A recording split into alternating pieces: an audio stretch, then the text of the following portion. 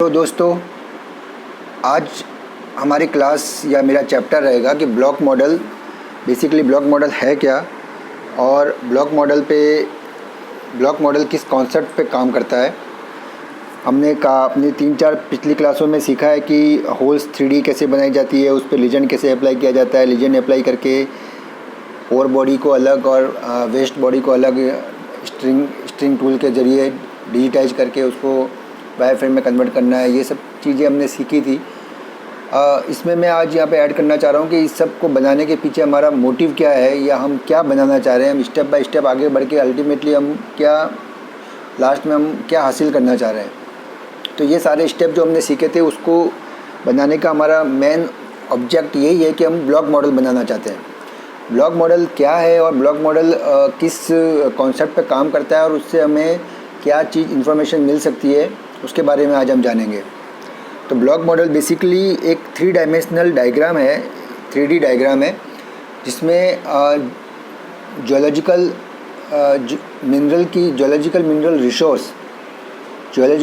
Resource और geological reserve और mineral resource की इंफॉर्मेशन रहती है।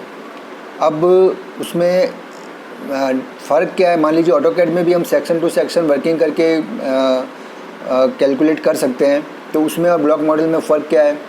बेसिकली फ़र्क अगर हम देखें तो ब्लॉक मॉडल और वॉल्यूम ऑटोकैड से हम कैलकुलेशन करके जो निकालेंगे वो दैट इज़ अ वॉल्यूम, और ब्लॉक मॉडल से हम जो कैलकुलेट करेंगे that is a mineral resource या मिनरल रिजर्व। तो रिसोर्स और वॉल्यूम में जो बेसिक फ़र्क है उसको पहले जान लेते हैं। एक कोई भी डिपॉजिट है उसको अगर क्वांटिफाइड करते हैं हम, मान लीजिए उसको सेक्शन टू सेक्शन ऑटोकैड में सेक्शन बना के सेक्शन का एरिया निकाल के इन्फ्लुएंस लेंथ लेके उसका वॉल्यूम निकाल लेंगे सेक्शन का। तो सेक्शन टू सेक्शन वॉल्यूम निकाल के जब ऐड करेंगे तो वो उस डिपॉजिट का वॉल्यूम आएगा हमारे पास।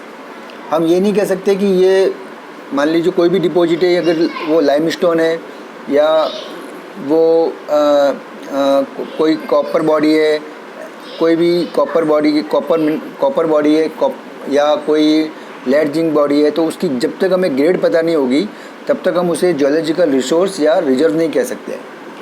अब ब्लॉक मॉडल और ऑटोकैड से निकले हुए वॉल्यूम में यही फ़र्क है कि ब्लॉक मॉडल जियोलॉजिकल रिसोर्स और जियोलॉजिकल रिजर्व की कैलकुलेशन करके हमें देता है।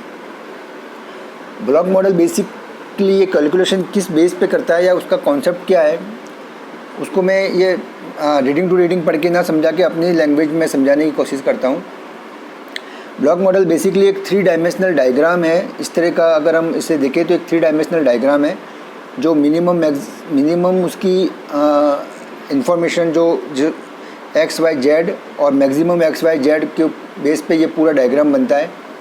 3D मान लीजिए एक 3D होलो डायग्राम है या 3D अपना एक होलो कमरा, जो खाली कमरे को समझ लीजिए, खाली कमरा है हमारे पास और उस खाली कमरे में हम एक पर्टिकुलर डायमेंशन की ईंटों से उसको भर देते हैं। हम पूरे कमरे को पर्टिकुलर डायमेंशन रहता है, छोटी छोटी ईंट, और उस ईंटों से हम जमा जमा के विदाउट गैप, और अगर कहीं गैप रहता है तो ईंट को तोड़ के उसको छोटी करके उस गैप को फुलफ़िल करके पूरे कमरे को हमने ईंटों से अगर भर दिया, तो उसी तरह से ये होलो डायग्राम बनाता है और इसमें सेल को पर्टिकुलर डायमेंशन की सेल को उस पूरे होलो डायग्राम को भर देता है।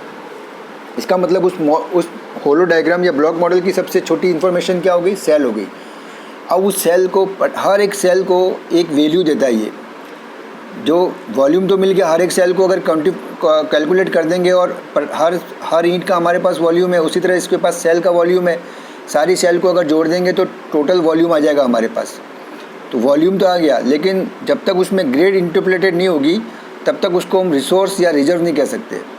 अब उस सेल को या उस ईंट को वो ग्रेड अलॉट कैसे करता है, वही पूरा सिस्टम ब्लॉक मॉडल बनाना कहलाता है।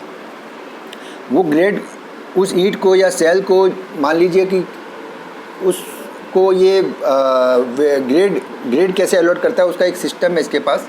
या हर एक ईंट पे जाके एक इलिप्सॉइड बनाएगा, पर्टिकुलर डायमेंशन का एक इलिप्सॉइड रहेगा उसके पास, जिसको क्राइटेरिया हम फिक्स करेंगे कितना सर्च वॉल्यूम जिसको कहते हैं, वो सर्च वॉल्यूम एक इलिप्सॉइड बना के इसके सबसे पास से जो बोरहोल उस इलिप्सॉइड में जो बोरहोल उस इलिप्सॉइड से क्रॉस कर रहे हैं, वहाँ से ये ग्रेड को खींच के, हर एक होल से ग्रेड को खींच के उसका वेटेड एवरेज करके उस ईंट को वैल्यू देगा।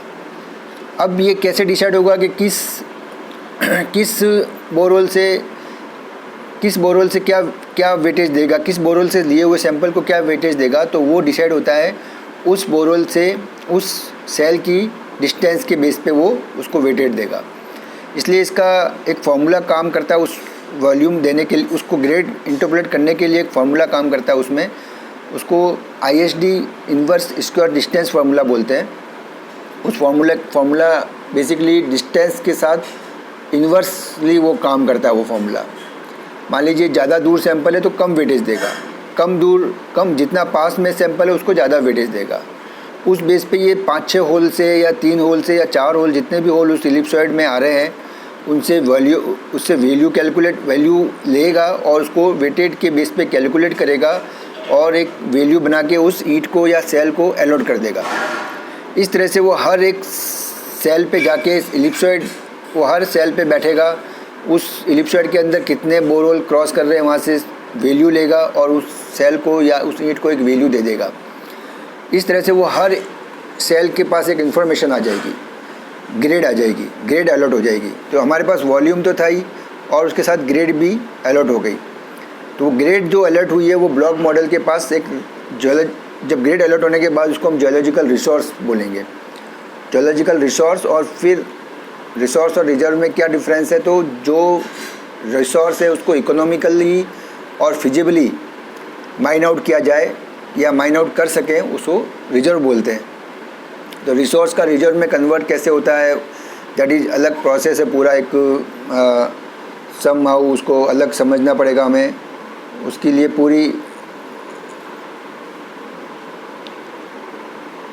पूरा एक चैप्टर अगर हम देखें तो जियोलॉजिकल चैप्टर पे बात करनी पड़ेगी। रिसोर्स क्या है, रिजर्व क्या है, उसका क्लासिफिकेशन क्या है। अभी हम बात करते हैं कि ब्लॉक मॉडल का ये मोटा मोटा समझ लिया। अब इसमें ये बता रहा है कि पेरेंट सेल रहती है। पेरेंट सेल मतलब जो हमने जैसे बात की ईंट, जो पूरी ईंट आ रही है that is a parent cell. अब कहीं कहीं उस ईंट को तोड़ के जगह भरनी पड़ेगी तो वो सब सेल रहेगा, उसको डिवीज़न करना पड़ेगा। तो हमने समझ लिया कि होलो को सेल से भरना है। होलो ब्लॉक मॉडल पहले होलो बनता है, उसको प्रोटोम बोलते हैं। डेटामैन की लैंग्वेज में उस होलो को क्या बोलते हैं, प्रोटोम। उसका मिनिमम XYZ और maximum XYZ, origin XY origin और XY ओरिजिन मैक्सिमम, वो देना होता है। उस बेस पे वो एक प्रोटोम बनाता है। वो प्रोटोम पूरा होलो होता है, खाली होता है।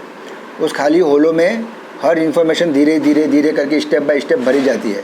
वो स्टेप कहाँ से आते हैं, तो हम उसको धीरे धीरे सीख रहे हैं कि पहले होल्स 3D बनाया, फिर उस पर लीजेंड अप्लाई करके हमने स्ट्रिंग के थ्रू ओवर बॉडी अलग की, वेस्ट बॉडी अलग की, उस वेस्ट बॉडी को सब सेल से भरा, और बॉडी को सेल से भरा। ये सारी इन्फॉर्मेशन हमको जो देनी है, ये step by step block model बनाने के स्टेप्स हैं। तो सबसे पहला स्टेप उसमें प्रोटोम है, और प्रोटोम सबसे पहला स्टेप एक्चुअली धीरे धीरे चल के हम, लेकिन बेसिक यही है कि वो प्रोटोम को सेल अलॉट की जा रही है और सेल की वैल्यू दी जा रही है, और वो वैल्यू को बेस पे वो जियोलॉजिकल रिसोर्स या रिसोर्स कैलकुलेट करके हमको देगा। तो ब्लॉक मॉडल, और उसका हमने ब्लॉक मॉडल समझ लिया और ब्लॉक मॉडल का पेरेंट सेल सब सेल समझ लिया। अब जिसकी कॉन्सेप्ट की बात करें तो बेसिकली कॉन्सेप्ट यही है जो मैंने अभी आपको समझाया कि XYZ मिनिमम और XYZ मैक्सिमम उसको देके उसको ब्लॉक मॉडल को पेरेंट सेल से, जहाँ तक वो पेरेंट सेल से भरा जाता है, जो मिनिमम डायमेंशन हमने सेल का डिसाइड किया है, और कहीं अगर पूरी सेल नहीं आ पा रही है कोने में या कहीं, तो उसे तोड़ के स्प्लिट करके सेल को भरा, उसको सब सेल बोलते हैं।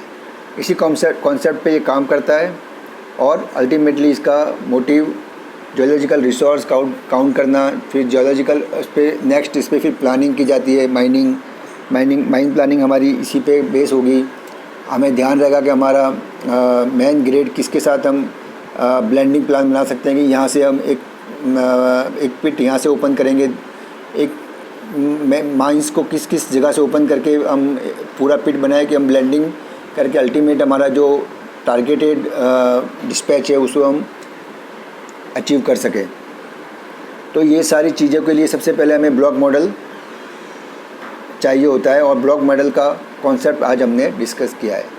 तो दोस्तों उम्मीद है आपको जानकारी समझ आई होगी, और अगर कुछ आपका कमेंट है इसमें या कुछ आपको इन्फॉर्मेशन और चाहिए तो आप मुझे कमेंट में ज़रूर बताइए, और उम्मीद है आप मेरे चैनल को सब्सक्राइब करेंगे।